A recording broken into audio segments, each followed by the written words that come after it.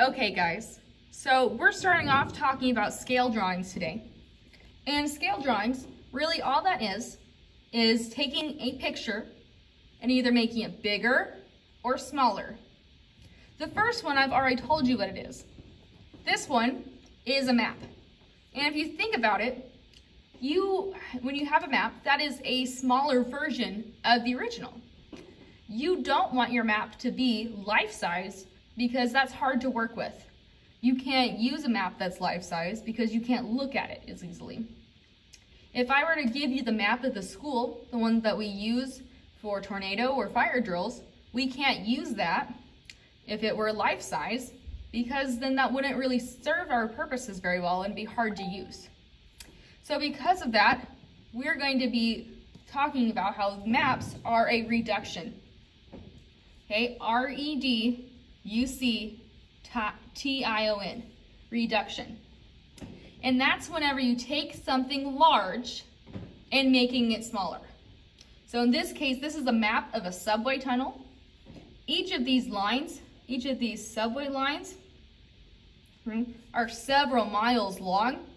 And so in order to have that, that would make it very difficult if it were a life-size version because we can't really use something that is so large. So it's a reduction. Okay. The fingerprint, on the other hand, this is something that's very small. If I were to show you my hand here and hold it up to the camera, okay, you can't really see my fingerprints. It's hard to see them. But if we were to dust for fingerprints somewhere and we took a picture of it, we could enlarge it, okay? We could enlarge it so that way we could see it easier. So a fingerprint in this case, when you take something small and make it bigger, that's called an enlargement. And I'll underline the word large that's in there because that makes it easier to remember. Enlarge, making it larger. So taking something small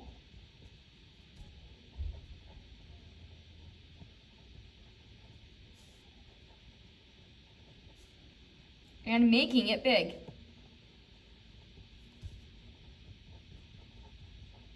So enlarging is when you take something small and make it big.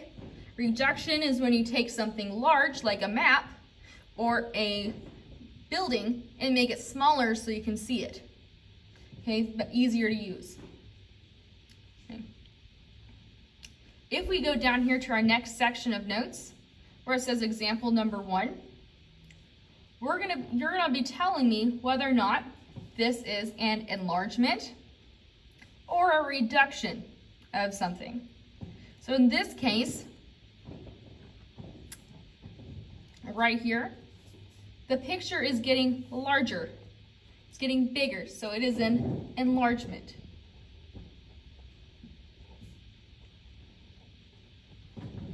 And in this case, whenever we go from A to B, our inches or our centimeters are getting smaller, so that makes it a reduction. We are going to start using those thoughts, and going to be enlarging and reducing things in class now. Whenever we have a scale drawing, all that means is whenever we take something, and when we say it's drawn to scale, it means it's a reduced or enlarged picture of the original picture. Okay? We take whatever's the original and make it bigger or make it smaller. So go ahead and flip your page over. We're going to go right here to example number 2. And we're going to go ahead and we're going to talk about this really quick. Derek's family takes a day trip to a modern garden. Hold on, let me go ahead and see, where's my button that focuses it?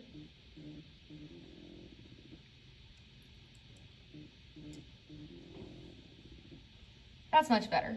Okay, so Derek's family takes a trip to a modern public garden. Outside is the map that's this side. This is the outside map, okay, because it's bigger. And this outside, and it's made for lots of people to look at once. Derek has a map that they gave him that's much smaller. It's an individual size map.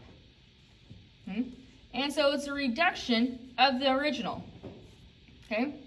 The dots represent the placement of rare plants, and it wants you to look and see where each map or where each point lines up. And if you'll notice, I'll do the easiest first, but if you'll notice something, A does not line up to W. It does not, because if you've noticed, it's rotated. The circles are on the right in the smaller picture, and on the left in the larger picture. So they've flipped it, 180 flip, okay, completely flipped it. So the way his map is the opposite of the original. So if we did the first one together, let's do the easiest. H is in a corner, and P is also in the corner, so that means that they line up. You're gonna go ahead and pause. There's gonna be some questions here in a sec, and I'm gonna have you line them up yourselves. Okay, you should have already lined them up. A goes to R, V goes to W, and then Y goes to N. So each point lines up to another point, but if you look, you have to look carefully to make sure you get the right one. Okay, so we're gonna go ahead and move on. That's all that's about. And we're actually gonna skip this page because we've done this in 6th grade. We should have done this, so we're gonna skip it. And we're gonna flip it over. And we're gonna start right here. Okay, on this page, we should know how to plot points. We should know how to find what each point means. That's something that I know we've talked about, so you should know how to do it. So what you're gonna do, so let's draw these outlines, and I need you to tell me where each point is. Starting here at 7, 0. Remember we always write the X first, then the Y. Go ahead and mark those up on your paper. The video is gonna pause so that way you can do it yourself.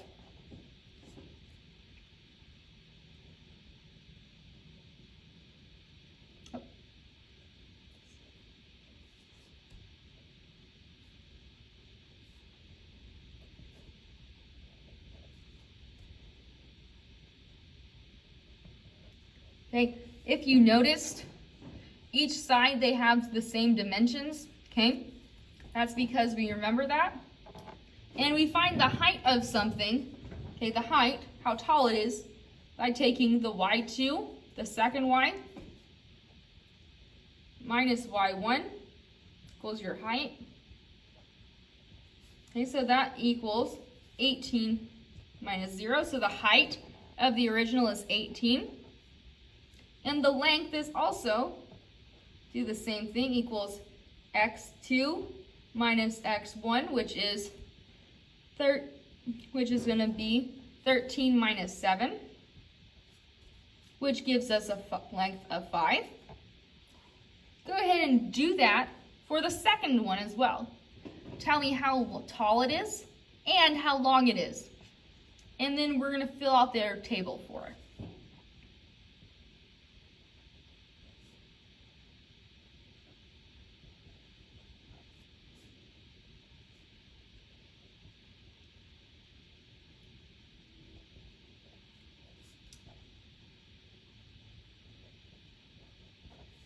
Okay, you should have gotten for your height of the second one 9, and for the length 3.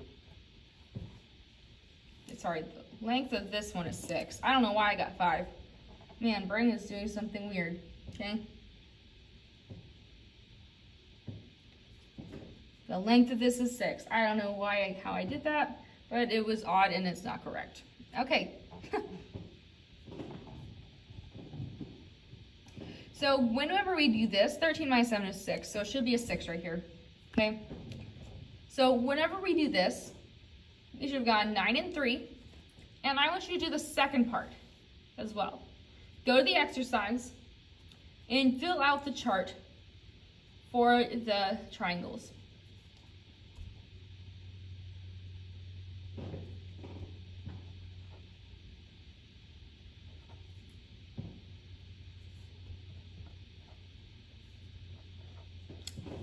Okay, you should have found the height and the width by yourselves.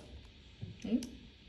After you do that, what you're going to do, after you fill in the table, we have to talk about the constant, what they're asking us. In order for this to be a scale drawing, much like fractions, if you do it to the height, you have to do it to the width. If you do it to the top of the fraction, you do it to the bottom of the fraction.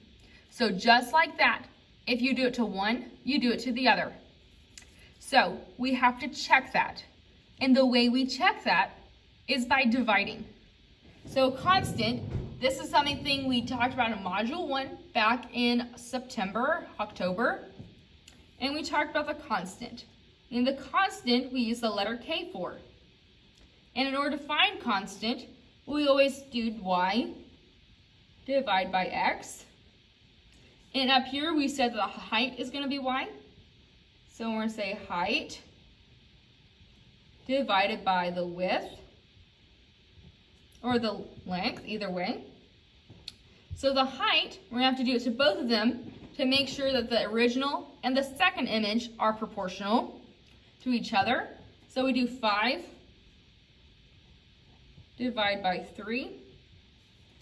You should get 1 2/5. 1 2/3. I don't know why my brain's doing things today. And then you should also do 15 divided by 10, which will give you 1.5. These two numbers, in order for these to be constant, in order for them to be proportional and a correct scale drawing, these two numbers that we get here have to be the same. They have to be the same. If they are not the same, it's not constant. And since they are not the same numbers, it's not constant. So under here, when it asks if Luca's image is a scale drawing, the answer is no. There is no constant.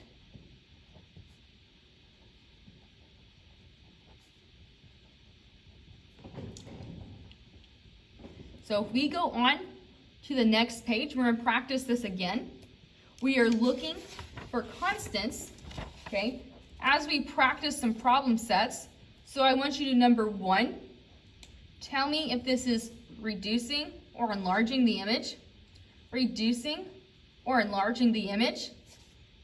And if it's not, okay, then you're going to go ahead and do, okay, then tell me which one it is. And then, okay, I want you to try number 5, okay? Using that, okay, you're gonna have some blank graph paper, plot these points, and decide if the rectangle cakes are scale drawings of each other. Remember, find the length,